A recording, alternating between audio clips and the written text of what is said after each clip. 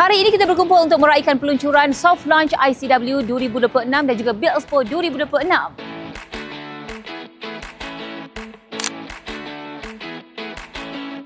Yang pertama, ICW Borneo 2026 akan berlangsung di Kota Kinabalu pada 12 hingga 13 Mei 2026 memperkukuhkan keterhubungan industri antara Malaysia Timur dan juga Barat.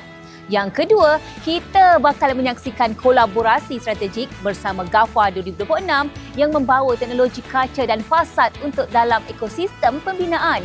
Ini adalah langkah besar dalam mendalami kelestarian dan juga teknologi hijau.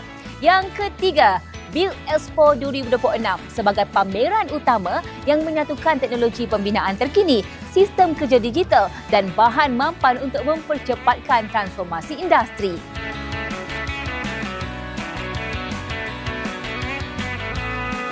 Stay tune guys, kerana kita akan lihat bagaimana ICW dan juga Build Expo membuka ruang kolaborasi dan juga inovasi untuk pembinaan yang lebih berdaya tahan. Jumpa lagi, bye!